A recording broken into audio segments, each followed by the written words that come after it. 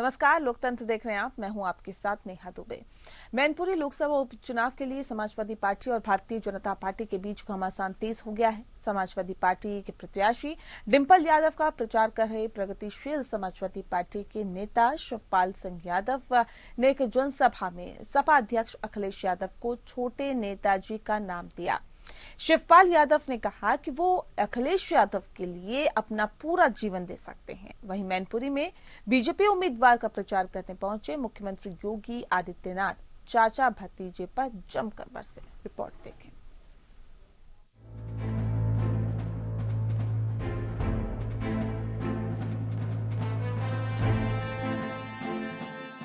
मैनपुरी लोकसभा उपचुनाव के लिए मुलायम सिंह यादव का पूरा कुनबा डिंपल यादव को जिताने में जुट गया है। 1989 से ही मुलायम सिंह यादव का गढ़ माना जाता रहा है।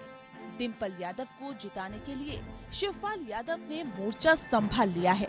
अपने चुनाव क्षेत्र में जसवंत नगर के अंदर एक जनसभा को संबोधित करते हुए शिवपाल यादव ने सपा समर्थकों को बड़ा संदेश दिया। उन्होंने कहा कि हम अखिलेश को पूरा जीवन दे सकते हैं। इनकी हार, भारतीय जनता पार्टी के प्रत्याशी की हार और बड़ी होगी। कल मुख्यमंत्री ने मंच से कहा है कि शिवपाल सिंह यादव फुटबॉल की तरह, पेंडुलम की तरह हो गए हैं। किस तरह से इस बयान को लेते हैं? देखिए, पेंडुलम के बारे में तो अखिलेश ने कह ही दिया है, बहुत अच्छा कह दिया है। और देखिए, जब अच्छा खिलाड़ी होता है ना, तो ऐसा फुटबॉल मारता है तो तुरंत गोल हो जाता है। तो अब गोल ही होने वाला है डिंपल का। शिवपाल यादव ने जनता से डिंपल को जिताने और बीजेपी उम्मीदवार रघुराज शाक्य की जमानत जब्त करने की अपील की है। यही नहीं, शिवपाल ने भरतिया की सभा में अपने प्रचार में भावुकता की झोंक भी लगा दी। उन्होंने कहा कि अब अखिलेश यादव को छोटे नेताजी के रूप में जाना जाए। कहेंगे नेताजी से तो नेताजी कैसे ही थे। हम चाहते हैं अखिलेश यादव तुमसे छोटे नेताजी, यहाँ की जनता, पूरे उत्तर प्रदेश की जनता और पूरे हिंदुस्तान की जनता छोटे नेताजी के नाम से पुकारे। अखिलेश यादव भी नेताजी की दुहाई देते हुए डिंपल को जिताने के लिए घर घर जाकर प्रचार कर रहे हैं। वहीं बीजेपी प्रत्याशी रघुराज शाक्य का प्रचार करने मुख्यमंत्री योगी आदित्यनाथ भी मैनपुरी पहुंचे। मुख्यमंत्री योगी ने समाजवादी पार्टी पर जमकर निशाना साधा। समाजवादी पार्टी में काफी बौखलाहट आ चुकी है। भाइयों बहनों, ये तो समाजवादी पार्टी का इतिहास है। जब भी चुनाव हारती है तो उससे पहले वो बहाना बनाती है। पहले ईवीएम को, कभी इलेक्शन कमीशन को, कभी भाजपा के नेताओं को, कभी प्रशासन को, कभी पुलिस को दोषी ठहरा करके वहां बहाना ढूंढ लेती है कि चुनाव के बाद जनता के सामने क्या वहां मुंह दिखाएंगे। उसकी पृष्ठभूमि तैयार होती है इन बहानों के माध्यम से। मैनपुरी में बीजेपी ने मंत्रियों समेत 40 से ज्यादा स्टार प्रचारक उतारे हैं। इससे पहले दोनों उप मुख्यमंत्री ब्रजेश पाठक और केशव प्रसाद मौर्य ने भी मैनपुरी में जनसभा की और प्रचार किया। नेताजी को श्रद्धांजलि हमने भी दिया है, हमारे संपूर्ण नेतृत्व ने दिया है। और हमारे बाबूजी कल्याण सिंह जी, वो भी मुख्यमंत्री को श्रद्धांजलि भी नहीं दिए हैं। नेताजी का अपमान करने वाले नेताजी के नाम पर वोट मांग रहे हैं। दरअसल मैनपुरी में 17 लाख के आसपास लोकसभा के कुल वोटर्स हैं। इनमें सबसे ज्यादा ओबीसी वोट बैंक लगभग 45% है। इनमें से सबसे ज्यादा यादव वोट बैंक मैनपुरी में है, जो लगभग 4,30,000 से ज्यादा है। मुस्लिम वोट बैंक की बात करें तो वो भी लगभग 70,000 के आसपास है। इस तरह समाजवादी पार्टी इन दोनों वोट बैंक के आधार पर अपने पक्ष में 5 लाख वोट मान रही है। वहीं बीजेपी उम्मीदवार रघुराज शाक्य बिरादरी से हैं, जिनके यहाँ वोट लगभग 2,90,000 से ज्यादा है। क्षत्रिय वोट भी लगभग 2 लाख के आसपास हैं। 1 लाख ब्राह्मण वोटर्स हैं। ऐसे में ये संख्या लगभग 6 लाख हो जाती है। वहीं बीजेपी का कोर वोट बैंक माने जाने वाला लोधी और वैश्य वोटर्स भी इस सीट पर लगभग 1,70,000 है। लेकिन सबसे ज्यादा महत्वपूर्ण भूमिका इस सीट पर दलित वोट बैंक की है, जो लगभग 1,80,000 के आसपास है। माना जा रहा है कि ये वोट बैंक जिधर जाएगा वो इस बार चुनाव में बाजी मारेगा।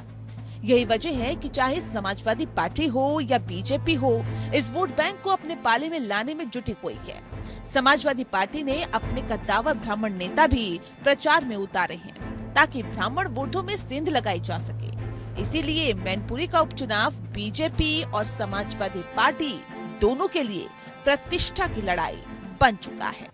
Bureau report, APN।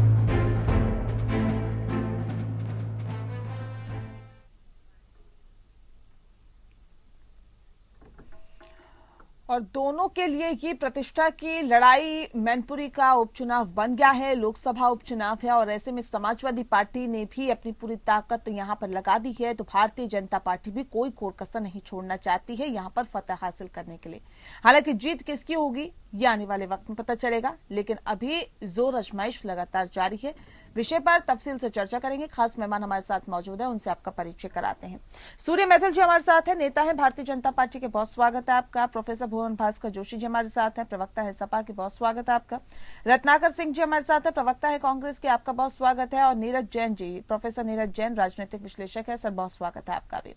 इस खास कार्यक्रम की शुरुआत आपके साथ करते हैं प्रोफेसर भुवन भास्कर जोशी जी। अब सवाल इस बात को लेकर है सर, अगर छोटा नेताजी मानना ही था अखिलेश यादव को, तो फिर इतना रूठना बनाना, अलग चले जाना, पार्टी बनाना, चाचा और भतीजे के बीच सार्वजनिक लड़ाई करना, या फिर इस तरह की दिक्कतें आना, परिवार को दो भागों में बांटना, पहले ही मान लेते चाचा कि छोटे नेताजी हैं, इतनी लड़ाई क्यों की सर?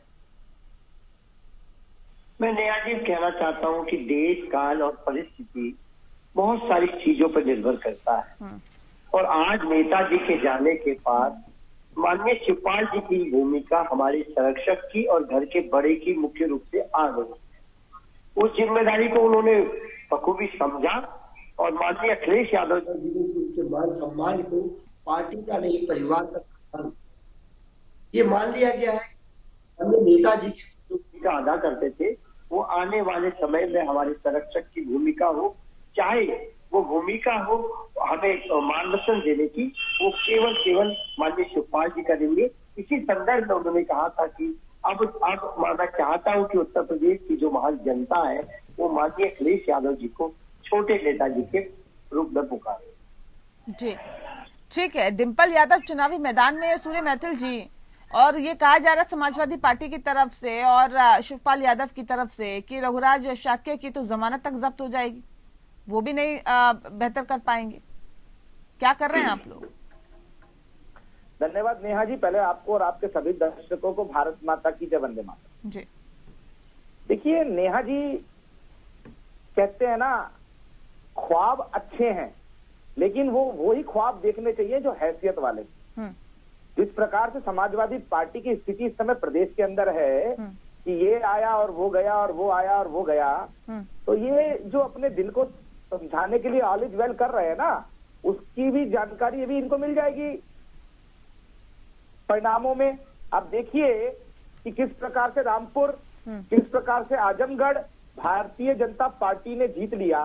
अरे भैया की सीट तो ले ही लिए हैं, अब भौजाई की बारी है, अब चिंता मत कीजिए। मैं आपको वादा करता हूं, बहुत जिम्मेदारी से कह रहा हूं, भारतीय जनता पार्टी मैनपुरी के अंदर इतिहास रचने जा रही है। कम से कम 2 लाख वोटों से भारतीय जनता पार्टी वहां जीतेगी, क्योंकि मैनपुरी की जो देवतुल्य जनता है वो किसी जाति बिरादरी से नहीं, वो केवल और केवल काम के नाम पे वोट देने वाली है। योगी आदित्यनाथ जी के मजबूत नेतृत्व में, माननीय प्रधानमंत्री जी के मजबूत नेतृत्व में जिस प्रकार से आपका आजमगढ़ ने और रामपुर ने विश्वास जताया है, उसी प्रकार मैनपुरी भी जताने वाला है। आप देख लीजिएगा, ये पुरानी बातें होंगी इन लोगों की, ये लंबी चौड़ी बातें जो करते हैं, देख रखा है गुंडा राज किस प्रकार से सैफई के अंदर गरीबों को तो रोटी नहीं थी, लेकिन ये नाच गाना कवराते थे सैफई महोत्सव के नाम पे, उसका जवाब उत्तर प्रदेश जनता ने दिया है और मैनपुरी भी जनता भी देने जा रही है। ठीक है रत्नाकर जी, मैनपुरी चुनाव को कैसे देखते हैं? उपचुनाव हो रहे हैं। देखिए नेहा जी, सबसे पहले तो मैं ये कहना चाहूंगा कि जहां पे भी उपचुनाव होते हैं और इस तरह से कोई किसी की मौत होती है तो निश्चित रूप से सबसे पहली चीज आती है वहां पे सहानुभूति। जनता की सहानुभूति जो होती है वो उसके परिवार के प्रति और उनके लोगों के प्रति बनी रहती है। फिर जनता ये नहीं देखती कि वह परिवार किस पार्टी से लड़ रहा है और वो कौन है, वो ये देखता है कि हमारे जो जिसको हमने चुना था वो हमारे बीच नहीं रहे तो फिर से उन्हीं के किसी न किसी प्रतिनिधि को हम चुनेंगे। तो जनता इसमें सहानुभूति सबसे 90% यह देखा गया है कि सहानुभूति से जो वोट पड़ते हैं उसमें 90% विजयश्री मिली है। दूसरी बात यह है, अगर मान लीजिए ये आंकड़ों की बात कर रहे थे, अभी आपका मैं चैनल पे ही देख रहा था, जाति के समीकरण दिखाए जा रहे थे। देखिए उसमें मैं ये कहना चाहूंगा कि जाति समीकरण तो ठीक है, लेकिन कहीं न कहीं जाति समीकरण के अलावा जनता ने ये देखा है कि भारतीय जनता पार्टी जो अच्छे दिन का वादा करती है और लोगों को वह महंगाई ला कर देती है, बेरोजगारी ला कर देती है और महिला सुरक्षा के मामले में आज उत्तर प्रदेश तो अत्याचार, महिलाओं के अत्याचार पे सबसे अव्वल नंबर पे है। आज हाथरस की घटना कोई भूला थोड़ी है। आज जो है वहां पे एक महिला को जो है आधी रात को प्रशासन के मिली भगत से उसको जला दिया जाता है, तो ये कोई नहीं भूला है। और अभी कुछ महीने पहले की ही बात है, दलितों के ऊपर इस सरकार में अत्याचार बढ़े हैं। तो अभी आप 1,80,000 जो वोट दलितों के गिना रहे थे, वो 1,80,000 वोट वो दलित भूले नहीं है कि किस तरह से 2 दलित बेटियों को बाहुबलियों ने घर से उठा करके उसके साथ जो है जघन्य अपराध किया और फिर उसको पेड़ पर लटका देते हैं। तो ये सारी चीजें हैं जो जनता के सामने आज खुली किताब हैं। तो वो ये कारण भी है, दूसरे कारण की जो है वोट इनको मिलेंगे और समाजवादी पार्टी निश्चित रूप से एक बड़े मत के अंतर के साथ जीतेगी। ये कितना भी कह लें कि हम जीत रहे हैं, कितना भी कुछ कर लें, लेकिन कुछ होने वाला है नहीं। देखिए समाजवादी पार्टी जीतेगी, लेकिन आप लोगों ने हथियार पहले लड़ने से पहले ही हथियार डाल दिए। नहीं नेहा जी, देखिए नेताजी जो है एक बहुत महान शख्सियत थे और उन्होंने उत्तर प्रदेश की जनता के लिए बहुत कुछ किया है और नेताजी के सम्मान में हमने ये निर्णय लिया कि हम जो है वहाँ पे किसी भी अपने कैंडिडेट को खड़ा नहीं करेंगे। तो कहीं न कहीं हम सहानुभूति रखते हैं नेताजी के परिवार के प्रति और नेताजी के प्रति जो है हमारी पूरी श्रद्धा है, इसलिए हमने वो नहीं किया अपने कैंडिडेट। पहले जो उपचुनाव हुए तो उसमें भी तो कैंडिडेट खड़ा नहीं किया था। नहीं, उपचुनाव अब वो वहाँ पे समीकरण के आधार पे होता है। अब आप भारतीय जनता पार्टी को बोलेंगे समीकरण के आधार पे तो फिर पूरे उत्तर प्रदेश में मत खड़ा करिए ना, विधानसभा चुनाव में मत लड़िए सर। रावण की तरह हंसी है ना, रावण की तरह जो हंसी है, जरा उसको बंद रखिए और मेरी तथ्यों को सुनिए, जरा सुन लीजिए। अब ये कहेंगे कि केरला में कोई कैंडिडेट इन्होंने क्यों नहीं खड़ा किया, केरला में इनकी सरकार क्यों नहीं, तो ये सारे समीकरण वहाँ पे राज्यों के समीकरण और जातीय समीकरण और रणनीतिक समीकरण के हिसाब से सब चीजें सेट होती है। निश्चित रूप से हमने उस जगह पे नहीं अपना कैंडिडेट खड़ा किया, उसका मूल और मुख्य कारण यही है कि नेताजी के प्रति हम अपनी पूरी सिंपैथी रखते हैं। जी ठीक है, मैं नीरज जी करूँ उससे पहले एक बार सूर्य जी सवाल इस बात को लेकर ये कह रहे हैं, देखिए जो जातिगत समीकरण है वो बहुत मायने रखते हैं। अब जातिगत समीकरण तो सर ये बता रहे हैं कि वहां पर यादव वोट बैंक सबसे ज्यादा है, ऐसे में आप लोगों का क्या होगा? देखिए नेहा जी, अभी पहले मैं कांग्रेस के प्रवक्ता को इतना कहना चाहता हूं कि बहुत सहानुभूति थी अपना कांग्रेस को नेताजी से, बहुत अच्छी बात है और जातिगत समीकरण की बात कर रहे थे। मैं इतना कहना चाहता हूं 2017 में, 2019 में, 2022 में, 2014 में जातिगत समीकरण कहाँ चले गए थे? तब भी तो बुआ और बबुआ दोनों की जोड़ी आई थी चुनाव लड़ने के लिए और फिर 2 लड़के चले थे साइकिल पे बैठकर, तब क्या हुआ था? तो ये सब बातें हैं। उत्तर प्रदेश में एक नया राजनीतिक युग शुरू हो गया है जो कि केवल विकास और मैं ये कहूँ कानून व्यवस्था के लिए जो सही है उस पे काम करता है। और अभी इन्होंने दलितों की बात की तो मैं याद दिला देना चाहता हूँ इनको कि लखीमपुर खीरी के अंदर जिस मेरी बहन, दलित बहन का बलात्कार हुआ था, उनके जितने भी आरोपी थे उन सबको उठा के बंद किया गया, उनके घर पे बुलडोजर चला। सूर्य जी सवाल का जवाब नहीं दिया आपने। सवाल सुन लीजिए, सवाल सुनिए सूर्य जी, सूर्य जी, सूर्य जी, सूर्य मैथिल जी, सुन लीजिए, सुन लीजिए। तो ये जो मैं जातिगत समीकरण की बात कर रही हूँ सर। जातिगत समीकरण के मामले में सबसे ज्यादा जो वोट बैंक है लगभग 45% वो ओबीसी है मैनपुरी में, और इनमें से सबसे ज्यादा यादव वोट बैंक है मैनपुरी में जो कि लगभग 4,30,000 है। अब ऐसे में अगर जातिगत आधार पर कांग्रेस कह रही कि देखिए बहुत मायने रखता है, और अब ये भी एक वजह है कि हमने प्रत्याशी नहीं उतारा, ये भी एक वजह है कि हम नेताजी का बड़ा सम्मान करते थे, लेकिन अब अगर जातिगत आधार की ही बात करें तो रघुराज शाक्य का क्या होगा, मैं ये पूछ रही हूँ, क्योंकि यहाँ पर तो यादव वोट बैंक सबसे ज्यादा है ना सर। नेहा जी ये वो बात कर रहे हैं जो 3 में नहीं है ना 13 में है, जिनकी जमानत पे नहीं बची 400 सीटों पे, ये वो बात कर रहे हैं। लेकिन मैं आपको कहना चाहता हूँ फिर जातिगत जो समीकरण की भी बात है, तो आजमगढ़ के अंदर और रामपुर में कौन सा जातिगत समीकरण था भाई? आपसे पूछना चाहता हूँ, आजमगढ़ के अंदर जो उनका गढ़ था वहां पर जनता ने जातिगत आधार से ऊपर उठकर, धर्म के आधार से ऊपर उठकर विकास के लिए वोट दिया है। अब उत्तर प्रदेश की जनता मूर्ख नहीं बनने वाली, अब वो मूर्ख नहीं बनने वाली कि भैया मेरी जात का व्यक्ति है तो उसको वोट देंगे। अब वो जानती है कि कौन विकास करेगा, कौन गुंडों की छाती पे लात लगते, जल्दी से रत्नाकर जी, जल्दी से, ठीक है, बस पानी पी लीजिए, पानी पी लीजिए सूर्य मैथिल जी, पानी वानी पी लीजिए, जरा ठंडा रखिए, ठंडा जल्दी से बात। देखिए नेहा जी, लोगों ने देखा है, उत्तर प्रदेश की जनता ने देखा है कि भारतीय जनता पार्टी कैसे प्रशासन का साथ लेकर के और जो है चुनाव जीतने का काम करती है। रामपुर का उपचुनाव के बारे में ये चर्चा कर रहे थे।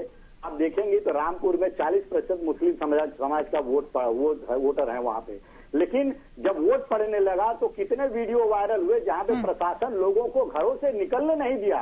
तो ये सच से जो है ये मुंह थोड़ी मोड़ सकते हैं। वहाँ पे प्रशासन के द्वारा जो है कोर वोटर ये तो दूसरे शुरू हो गया विलाप करने के लिए, इनको पता है नतीजा क्या होने वाला है, इसलिए शुरू कर दिया इन्होंने मिलाप अभी आपके सामने ही। भाई साहब, ये फिर ये शुरू करेंगे। आप डिबेट को अच्छा करना चाहते हैं तो बीच में ना बोलिए। आप डिबेट को अच्छे तरीके से चलना चाहते हैं तो मैं आपसे दरख्वास्त करूंगा कि एक करके रखिए ना सर, शालीनता के साथ डिबेट करते हैं ना, अच्छे से एक एक करके अपनी बातों को रखिए। हाँ, आपसे मेरा हाथ जोड़ के रिक्वेस्ट है, जो कोई भी पैनलिस्ट बोलता है ना तो बीच में आपकी आदत जो है वो बीच में टपकने की, इस डिबेट में मत करिएगा और आराम से बातें सुनिएगा, उसका जवाब दीजिएगा। अरे हिमाचल क्या करते हैं, आज गुजरात के अंदर चुनाव हो रहे थे, वहां पर राहुल गांधी जी पहुंचे नहीं। सूर्य मैथिल जी सुन लेते पहले सुन लेते। देखिए क्या है, आज जो है भारतीय जनता पार्टी कहीं न कहीं अब देखा है कि आपने किस प्रकार ईडी, सीबीआई चाहे केंद्रीय एजेंसियों का इन्होंने दुरुपयोग किया है।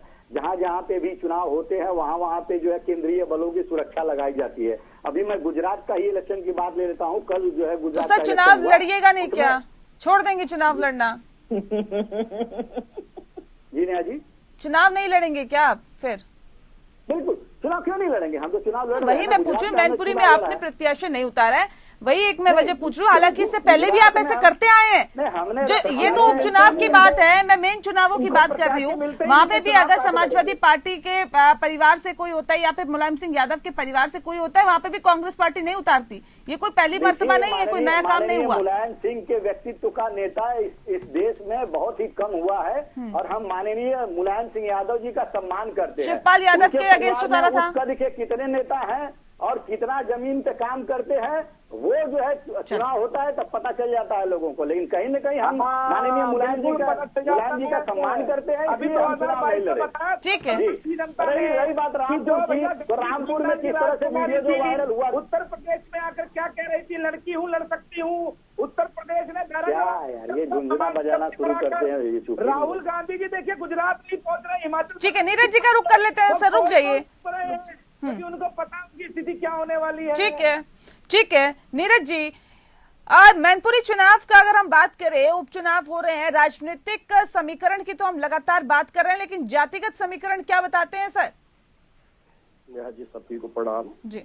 देखिए पहली चीज तो आप ये स्पष्ट जान लीजिए, ये जो चुनाव हो रहा है मैनपुरी का, इसमें चाहे प्रत्यक्षदर्शी बताए चाहे कोई बताए, कोई दो राय नहीं कि सपा की प्रत्याशी बहुत अच्छे वोटों से जीतने जा रही है। इसका कारण एक पहला तो ये है कि जो मुख्य विपक्षी दल जो एक होते हैं, उन्होंने किसी ने अपना प्रत्याशी इस पर नहीं उतारा है। जैसे मान लीजिए कांग्रेस में नहीं उतारा, तो एक बहुत बड़ा हो गया कि उनके पास एक तत्व हो गया। दूसरा, सहानुभूति लहर के आगे मैं समझता हूँ जातिवाद का कोई महत्व नहीं रह जाता है। भारतवर्ष में आज तक ऐसा ही होता आया है, सहानुभूति का बहुत बड़ा प्रभाव पड़ता है। और व्यक्ति कौन है, किसकी सहानुभूति है, किसकी सीट खाली हुई। वो एक देश के बड़े कद्दावर नेता थे, जमीनी नेता थे माननीय मुलायम सिंह यादव जी, जिनकी बातों को अटल जी से लेके अडवाणी तक सब मानते थे। मतलब वो जिन्होंने लोकसभा में भी कहा था, माननीय मोदी जी की भी तारीफ की थी। और उस शख्स की सीट पर कोई छाक किया जाए या कोई और आ जाए, हम समझते हैं ये तो बिल्कुल ही नहीं होने वाला। फिर और सारे दोनों को पीड़ा क्यों हो रही है? अगर एक महिला लड़ रही है तो किसी को पीड़ा क्यों हो रही है? अच्छा, 8 तारीख को परिणाम आ ही जाएगा।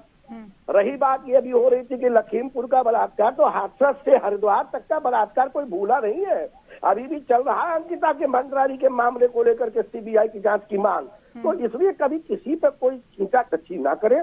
दूसरी चीज, जैसे भारत और पाकिस्तान का जब मैच होता है, दुनिया में पाकिस्तान का किसी से मैच होता है तो ये मान के चलते हैं लोग पाकिस्तान जीत जाएगा। जानते क्यों जीत जाएगा? वो 11 प्लेयर नहीं 13 प्लेयर से खेलता है, तो एम्पायर के साथ खेलता है। और लोकसभा विधानसभा के और अभी जो उपचुनाव है, उपचुनाव ज्यादातर जिसकी सत्ता होती है उसी के हाथ में जाता है। लेकिन ये जो हो रहे हैं चुनाव, उपचुनाव, उत्तर प्रदेश की राजनीति का दुर्भाग्य है कि सच्ची राजनीति करने वाला कोई माइका लाल पृथ्वी पर नहीं रह गया है। हमारे भारतवर्ष के प्रवेश में कह रहा हूँ, बाकी तो यूरोपियन कंट्रीज में मोरालिटी बहुत है, लोग इस्तीफा देते हैं पीएम, ठीक है। लेकिन आप ये जान लीजिए, जो डीएमएसपी के साथ जो है अगर वो सपोर्ट लेकर के चुनाव लड़ा जाता है, क्या आप मजाक बात कर रहे हैं? किससे छुपा है? कौन आबादी है जो नहीं जानती है? और यहाँ बैठे किसी को आप बेवकूफ कोई नहीं बना पाएगा। हम अपना कमाते हैं, अपनी रोटी खाते, किसी के दलाल नहीं है, किसी को गुलाम नहीं है। विचार स्वतंत्र विचार तो रखो यार, सच तो बोलो। सच यही है कि डीएमएसपी को, अभी देखिए, अभी मैडम एक बात बचा लीजिए, आधे घंटे पहले टीवी न्यूज देख रहे थे हम, अब देखिए वो धर्मेंद्र यादव है, बदायूं के नेता रहे, सांसद, उनकी गाड़ी आती, उनकी गाड़ी रोक ली जाती जिला प्रशासन द्वारा। उससे पहले भाजपा का एक नेता किसी जिले का आ रहा है, वो खाली भाजपा का बैनर लगा, उसकी गाड़ी जाने दी जा रही है। What is happening here? ये कौन सा न्याय है? इसको तो आप लिख लीजिए। ठीक है सर, ठीक है, मैं इस पर रिएक्शन ले लेती हूँ। मैं रिएक्शन ले लेती हूँ। सूरज जी जिस बात का जिक्र कर रहे हैं नीरज जी, और कह रहे हैं कि देखिए एक महिला है, फिर क्यों आप लोगों को दिक्कत हो रही है? महिला प्रत्याशी जीतने जा रही हैं, क्यों आप लोगों को दिक्कत हो रही है? और महिला प्रत्याशी हारेंगी नहीं, समाजवादी कुनबे से हैं, हारेंगी नहीं, तो क्या आपने अपना प्रत्याशी हराने के लिए उतारा है? जो सवाल उठाया है नीरज जी ने कि क्यों दिक्कत हो रही है आप लोगों को इतना, आप लोगों ने क्या हारने के लिए अपना प्रत्याशी उतारा है क्या? देखिए नेहा जी, लोकतंत्र के अंदर उपचुनाव हो रहा है, सभी पार्टियां भारतीय संविधान के अनुसार चुनाव लड़ रही हैं। इसमें परेशानी वाली क्या बात हो सकती है, मुझे समझ में ये नहीं आ रहा है। अगर डिंपल यादव जी चुनाव लड़ रही हैं, बहुत बहुत शुभकामनाएं, आप चुनाव लड़िए। और भारतीय जनता पार्टी ने अपना कैंडिडेट दिया है। अब ये तो तय जनता ने करना है ना कि उन्होंने क्या परिवारवाद को वोट देना है, जातिवाद को वोट देना है, या फिर विकास को, काम को, सुरक्षा को और अर्थव्यवस्था आगे बढ़े, किस प्रकार से क्षेत्र का विकास हो, इसको वोट देना है। तो ये तो तय जनता करेगी। 8 तारीख को आप रिजल्ट देखिएगा। लेकिन मैं केवल इतना कहना चाहता हूं हमारे जो राजनीतिक विश्लेषक कम समाजवादी पार्टी के समर्थक है उनको, कि देखिए मैं कि धरती पुत्र थे, सुनता था मैं आदरणीय स्वर्गीय मुलायम सिंह यादव जी को, मेरी भी संवेदनाएं हैं उनके संग। लेकिन आप देखिए भारतीय जनता पार्टी का चरित्र, कि जब माननीय मुलायम सिंह जी का स्वर्गवास हुआ तो भारतीय जनता पार्टी के हर एक नेता ने उनको श्रद्धांजलि अर्पित की। लेकिन जब हमारे बाबूजी स्वर्गीय कल्याण सिंह जी का देहावास हुआ था, तो तब एक बार भी आपके जो छोटे नेताजी कहे जा रहे हैं ना अभी, अखिलेश भैया, उन्होंने एक बार भी संवेदनाएं नहीं व्यक्त की। ये है चरित्र, ये है चरित्र कि जातिवाद से ऊपर उठकर आप किस प्रकार का अपना परिचय देते हैं। तो मैं केवल इतना कहना चाहता हूं, मेरे को ये बात इसलिए लानी पड़ी बीच में कि जनता को भी जानकारी होनी चाहिए कि आखिर किन लोगों को वोट करना है, कि जो जब अंतिम समय में भी सम्मान नहीं कर सकते हुतात्मा का, उन लोगों को आप वोट देंगे क्या। और ये जो कह रहे थे नारी सम्मान की बात, लड़कों से गलती हो जाती है और बलात्कारियों को छोड़ने की पैरवी कौन करता था, कि इन्होंने आतंकवादियों को जो उनके ऊपर केस वापस लेने के लिए अपनी सरकार में एप्लीकेशन रिकमेंडेशन किया, जब हाईकोर्ट ने उनको लताड़ लगाई। किनके राज में हिंदू मुस्लिम में दंगे सबसे ज्यादा हुए, किनके राज के नहीं, वो तो कह रहे हैं, अखिलेश यादव ने तो कहा हाल ही में, कह रहे हैं अब दंगे कहाँ होंगे, दंगे कराने वाले तो सत्ता पे बैठे हैं, अखिलेश यादव कह रहे हैं। आप देखिए ना, यही तो क्रोनोलॉजी आप समझिए कि दंगाई जो थे पहले जब सत्ता में थे तो पुलिस इनको संरक्षण देती थी, पुलिस इनको आगे बढ़ाती थी, रास्ता देती थी, तो ये दंगा करते थे। आज किसी माइके लाल में हिम्मत है क्या उत्तर प्रदेश का कानून व्यवस्था खराब करने की कोई जुर्रत कर सकता है क्या। ठीक है, मैं आपसे पूछना चाहता हूँ नेहा जी, आप भी उत्तर प्रदेश में रहती होंगी, क्या आपको मुलायम सिंह जी का और अखिलेश जी का राज याद है, और आज भारतीय जनता पार्टी का भी राज याद है। कि कोई महिला की सड़क पे आंख उठा के देख ले, उसके घर पे भी बुलडोजर चलाने में माननीय योगी आदित्यनाथ जी की सरकार पीछे नहीं हटती है। तो ये है हमारा वचन। ठीक है, लेकिन योगी आदित्यनाथ ही कहते हैं, जोशी जी कह रहे हैं आप समाजवादी पार्टी ये समझ लें, उत्तर प्रदेश की जनता जो है वो समाजवाद नहीं राम राज्य चाहती है, और मैनपुरी में भी कमल खिलेगा। और नेहा जी, आज मुझे बहुत कम समय आपकी ओर से मिला है और सभी पैनलिस्ट को मैंने बड़े धैर्य से सुना है। नहीं, आप अपनी बात रखिए। और आशा है कि ये भी अपने धैर्य का परिचय देंगे, जैसा मैं हमेशा देता हूँ। मैं आपको बताना चाहता हूँ, मैं खुद मैनपुरी में हूँ और मैनपुरी की जनता जो है वो उत्साहित है अपने नेता को आखिरी श्रद्धा सुमन अर्पित करने के लिए। ये जो मैनपुरी का चुनाव हो रहा है केवल नेताजी को श्रद्धा सुमन अर्पित करने के लिए हो रहा है। और मैं बताना चाहता हूँ, अभी गोला का भी उपचुनाव हुआ था, गोला में भी इनके कैंडिडेट के पिताजी पार हो गए थे, वो भी भावनाओं का चुनाव था। तो इसलिए ये भारतीय जनता पार्टी के लोगों से आशा नहीं है कि भावनाओं पे कुछ बोलेंगे, वो चुनाव भी इन्होंने केवल भावनाओं में जीता था। अब मैं बताना चाहता हूँ, माननीय योगी जी अभी आज भी आए थे, पहले भी मैनपुरी पर आए थे, लेकिन बड़ा दुख का विषय है वो 4 मुख्यमंत्री भारतीय जनता पार्टी के हुए हैं। आदरणीय कल्याण सिंह जी, आदरणीय राजनाथ सिंह जी, आदरणीय राम प्रकाश गुप्ता जी, आदरणीय योगी जी, लेकिन इनके पास 4 मुख्यमंत्रियों के नाम पे वोट मांगने को नहीं था। वो मांग रहे थे वोट किसके नाम पे, हमारे नेता, हम समाजवादी के नेता माननीय मुलायम सिंह जी के नाम पे, क्योंकि 6 साल का जो इनका कार्यकाल है वो लगातार फेलियर हुआ है। और फेलियर कैसे हुआ है, क्योंकि विद्यार्थी जवाब देने, रत्नाकर जी धैर्य से सुनिए, रत्नाकर जी तो धैर्य के साथ सुन ही रहे हैं, रत्नाकर जी चुप है, कुछ बोले नहीं रहे। नेहा जी मैं डिबेट कर दूंगा अगर इस तरह की डिबेट आप करवाएंगी तो। ठीक है, सूर्य जी सुन लेते हैं, पहले सुन लेते हैं। ठीक है, भुवन जी, उनका नाम सूर्या मैथिल है, उनको पहचान जाइए नाम से भी और उनकी पार्टी से भी। वो हर डिबेट में ऐसे ही करते हैं, वो रावण की तरह साहस करते हैं और हर लोगों को बीच में इंटरप्ट करते हैं। कुछ ठीक है रत्नाकर जी, ठीक है, मुद्दे पे रहते हैं, करने का काम करते हैं। ठीक है सर, मुद्दे पे रहते हैं। देखिए, मैं टिप्पणी नहीं एक दूसरे पर बहुत गंभीरता से कहना चाहता हूँ, इस बार जो चुनाव है वो जनता तैयार है, क्योंकि इनके गृह राज्य मंत्री ने कहा था किसानों के नेता को 2 कौड़ी का, वो जवाब देने को तैयार है। जिन युवा विद्यार्थियों को नौकरी ये नहीं दे पा रहे, जिनकी परीक्षा लीक हो रही है, जो परीक्षा माफिया हावी है उत्तर प्रदेश में, वो तैयार है इनको जवाब देने के लिए। सर, अभी हाल ही में 2 सीटों पर उपचुनाव हुए थे, वो तो आपका घर कहा जाता था, वहाँ पे भी कमल खिला दिया।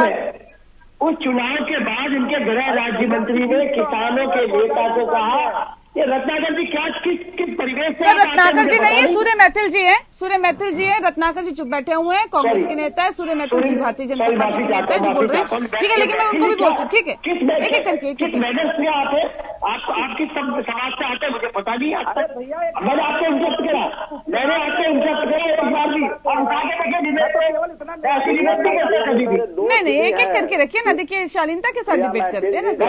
मैंने जब ये बोल रहे तो मैंने कभी बोला आप देखिए जोशी जी नहीं बोलते, बीच में नहीं बोलते हैं जोशी जी, प्लीज बोलने दीजिए उन्हें।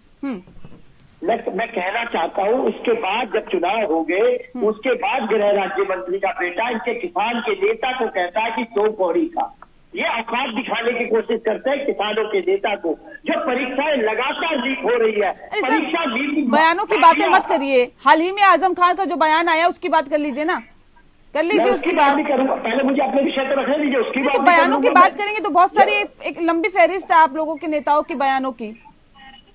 तो परीक्षा माफिया पे बात ना करें। नहीं बात करिए ना, बात करिए, बात इस पे भी करिए।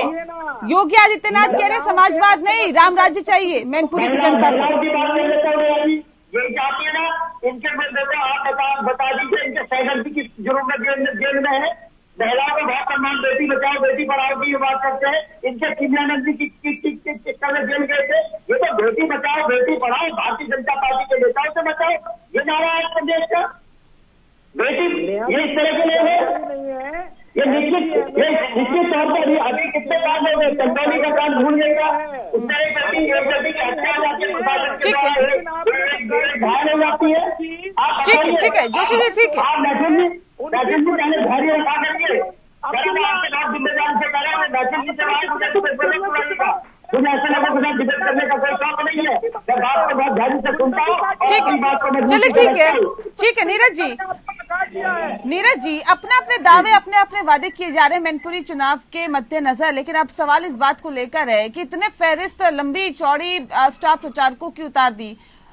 उत्तर प्रदेश में मैनपुरी में चुनाव है तो मुख्यमंत्री से लेकर तमाम जो स्टार प्रचारक है चुनाव प्रचार कर रहे हैं, मिशन मोड पर काम किया जा रहा है, एक भी सीट हाथ से ना जाए।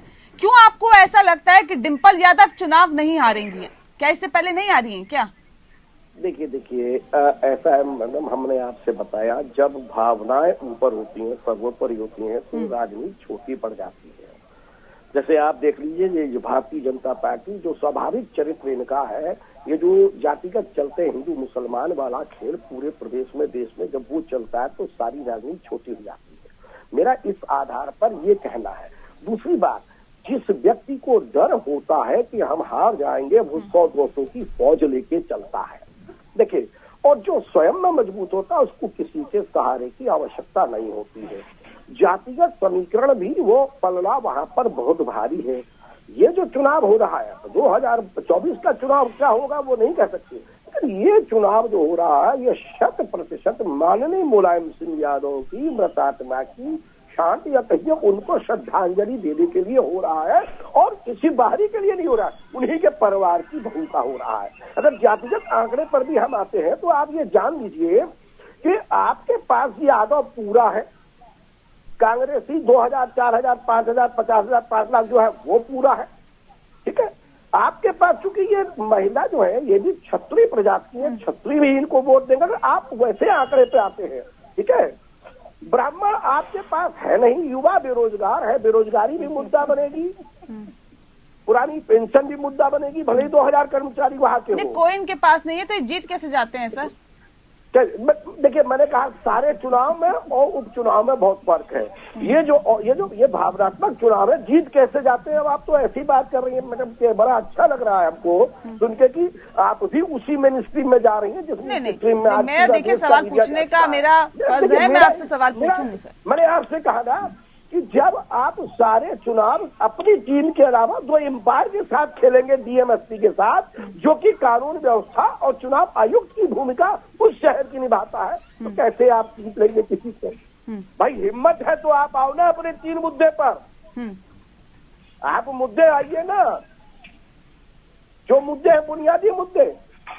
अच्छी शिक्षा पे आइए, नहीं आएंगे आप आइए बेरोजगारी पे, नहीं आएंगे आप गरीबी की रेखा पे नहीं आएंगे। नीरज जी बताइए सबसे महत्वपूर्ण, क्योंकि सबसे महत्वपूर्ण ये माना जा रहा है। बता दीजिए कि भारत क्या कारण है पूरी दुनिया में महिलाओं की दुर्दशा में भारत नंबर 1 है।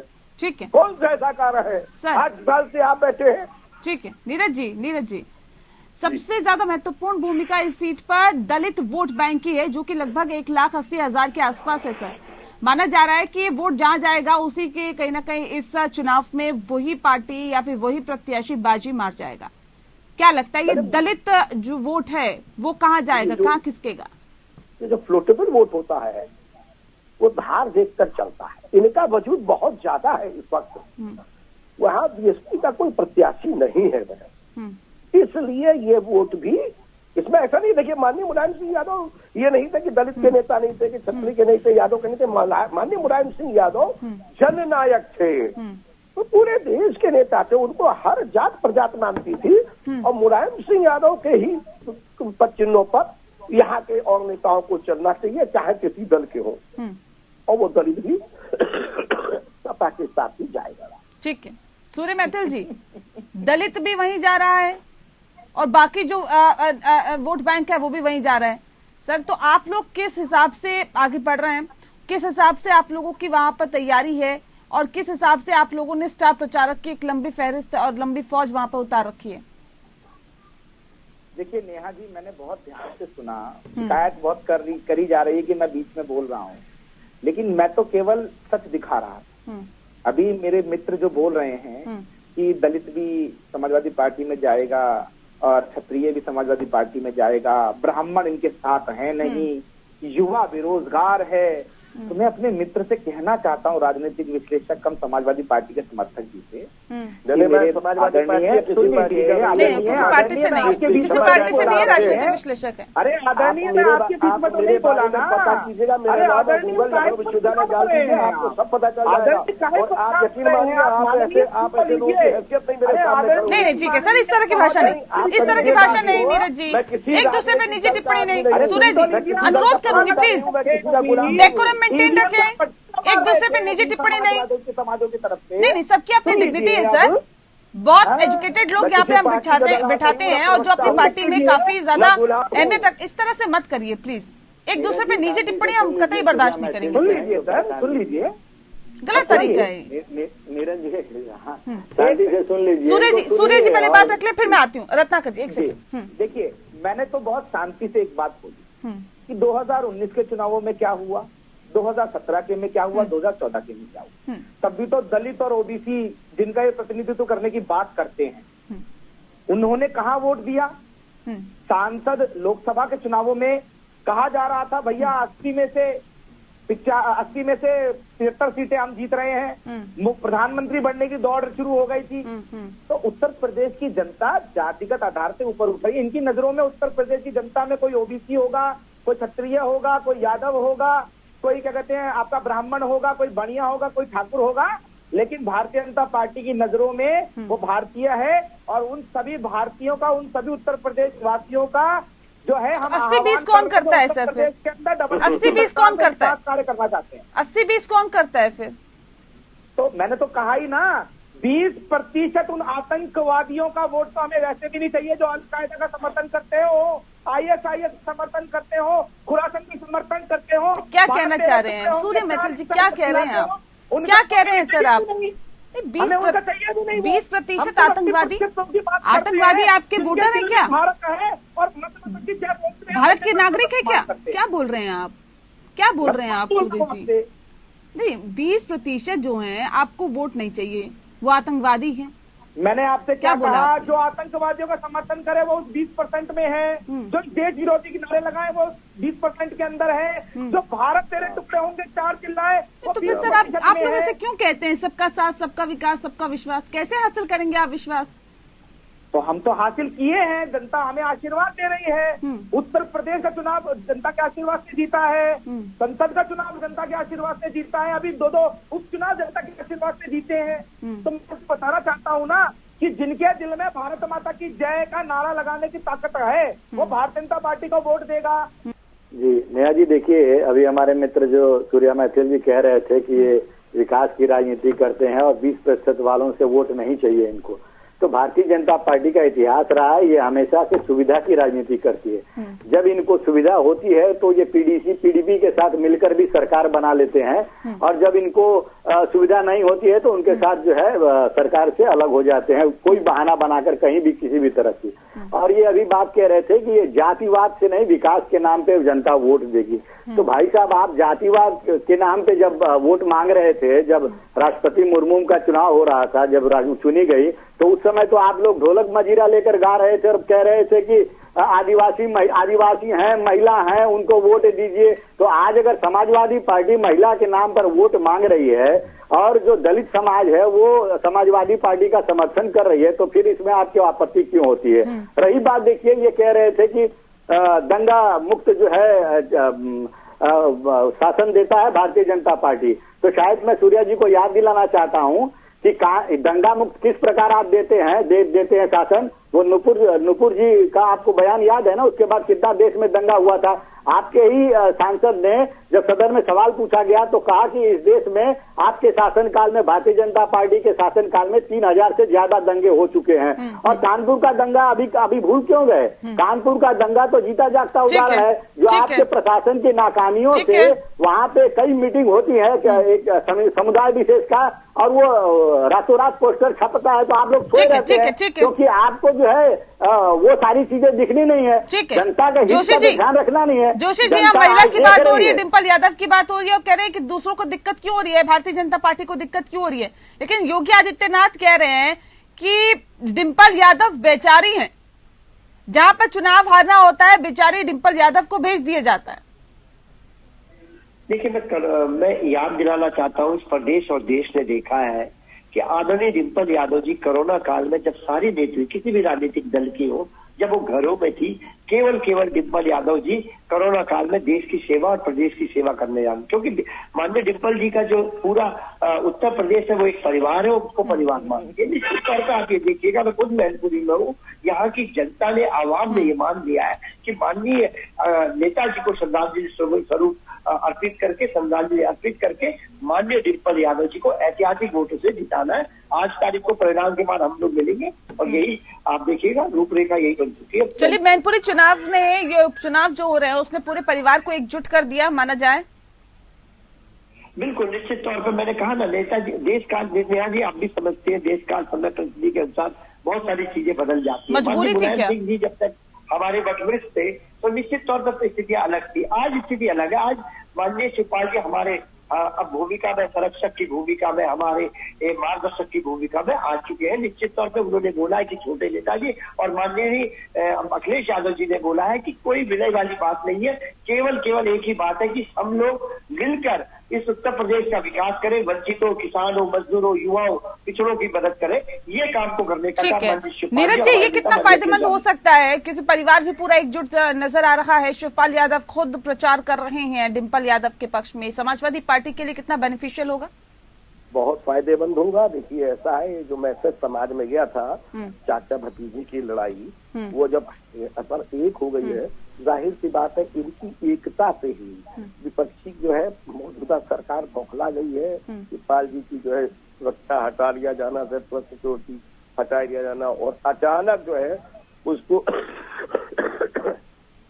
कई मुद्दों का, सिंचाई विभाग के कई मुद्दों का एकदम से उठ करके आना, रिवर फ्रंट वाला, और रिवर फ्रंट के विषय को, अनावश्यक विषय को जो कैबिनेट के पास है उसको लेकर के आना, क्योंकि हम लोग को मालूम है कि वहाँ पर कई डिफेंस एक्सपो हो चुके हैं। वो हमारे पास एक हमारे प्रदेश की शान है। और माननीय मुख्यमंत्री जी का ये बयान कह रहा है, देखिए कुछ तो पीड़ा होगी ही, कुछ पीड़ा तो होगी कि भाई हमारे समाज की बेटी हमारे दूसरे राजनीतिक दल से लड़ रही है, इसलिए उसको बेचारी बोल देना। महिला कभी न बेचारी थी न बेचारी है, अगर उस पर आन पड़ गई तो वो रणचंडी बन जाती है, और आर नहीं रही तो वो आराम से समाज की शान होती है। हम कभी आज तक मिले नहीं डिम्पल से, लेकिन ये हमारा विश्वास है कि वो जो है वो बहुत अच्छे वोटों से जीतेंगी।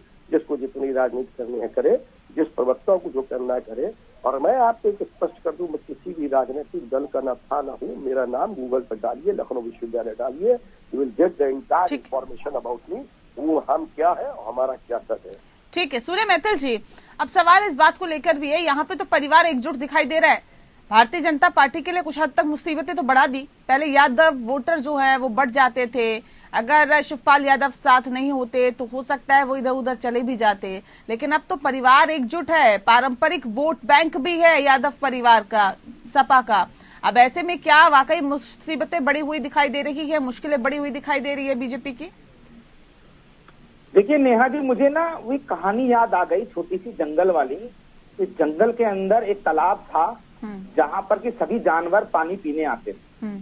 वहां पर एक दिन 2 शेर आ गए पानी पीने के लिए, तो सारे के सारे जानवर तालाब की दूसरी तरफ इकट्ठे हो गए, इकट्ठे होके पानी पीने लग गए कि हम इन शेरों का कुछ उखाड़ लेंगे।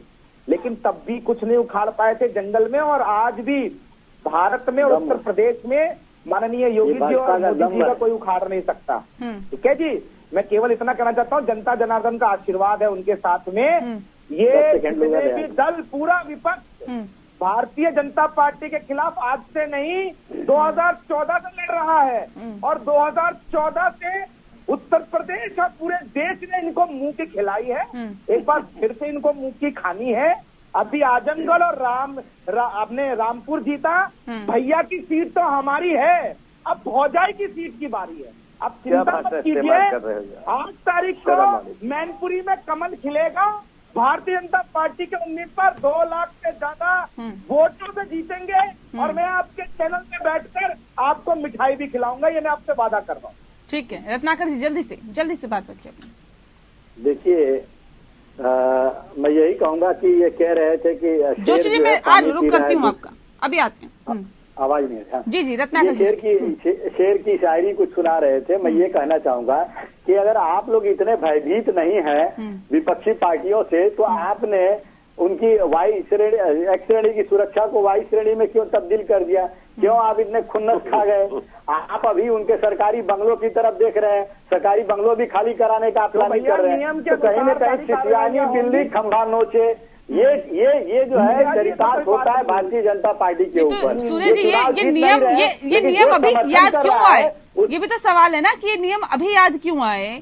जब वो प्रचार करने के लिए, डिम्पल यादव के प्रचार करने के लिए मैनपुर गए, तो आपको नियम याद आ गए, सारे कानून भी याद आ गए, क्यों? देखिए सुरक्षा देने का पैमाना जो होता है, वो पैमाना LIU की रिपोर्ट होती है। और जब LIU की रिपोर्ट ने इस बात को कंफर्म किया कि उनके ऊपर जो थ्रेट थी वो अब थ्रेट नहीं है, तो उनकी सिक्योरिटी कम कर दी गई। इसमें कोई, मेरे हिसाब से कोई डरने की, परेशानी की कोई बात तो है ही नहीं। जब सारे ही गुंडे इकट्ठे होकर समाजवादी पार्टी कह रही है डर हमें नहीं, भारतीय जनता पार्टी को लग रहा है इसलिए हटा दी, सुरक्षा कम कर दी है। सारे बुरा चरित्र, सारे हत्यारे, सारे बलात्कारी, सारे घोटालेबाज समाजवादी पार्टी के अंदर है।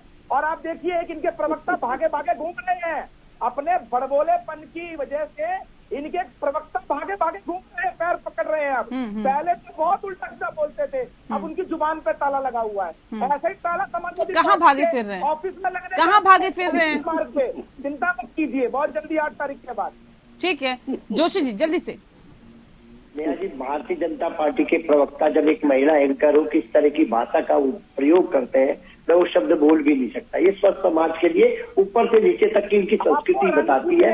ये भारतीय जनता, अभी आपने बोला मैं रिकॉर्ड पे बोल भी नहीं सकता। जिस तरह के शब्दों का आप प्रयोग करते हैं वो कितने गलत शब्द है समाज के लिए। वो आप अपनी रिकॉर्डिंग को सुन लीजिएगा, आप किस तरह के शब्दों का प्रयोग एक महिला जब एंकर हुआ बोलते हैं, निश्चित तौर पे ये आपकी भारतीय जनता पार्टी की संस्कृति बताने को काफी है। और निश्चित तौर पे मैं कहना चाहता हूँ 8 तारीख को इनको जरूर बुलाइएगा। और ये लड्डू खाते हैं या मुँह छिपाते हैं, ये प्रदेश में पूरे मीडिया में जिसका बखान है। कुछ दिन पहले भी कैप्टन आहिर सिंह, इनके एक प्रवक्ता है भारतीय जनता पार्टी के, किस प्रकार लाइव टीवी पे महिला एंकर को अभद्र भाषा का प्रयोग किया वो सब जानते हैं। तो ये हमारी भारतीय जनता पार्टी एंकर हमारी बेटी और बहन जैसी है। अगर इस तरह की भाषा का प्रयोग कि वो चुनाव देख रहा है, इसलिए वो सरकार में रहेंगे। अरे ये दम ज्यादा दिन टिकने वाला नहीं है आप लोगों का। यही महिला और यही जनता आपको चलिए किसका दम ज्यादा दिन तक टिकेगा, लेकिन ये वाकई देखने वाली बात होगी। समाजवादी पार्टी भी यही कोशिश कर रही है कि हमारी भी एकजुटता दिखे, लेकिन ये भी कितने वक्त तक दिखेगी और ये भी कितने वक्त तक एकता इनकी रहेगी, वाकई देखने वाली बात होगी। और कौन जीतता है मैनपुरी का उपचुनाव, देखते हैं, ये आने वाला वक्त ही बताएगा। बहुत शुक्रिया आप सभी मेहमानों का हमारे साथ इस खास चर्चा में शामिल होने के लिए। लोकतंत्र में फिलहाल इतना ही, नमस्कार।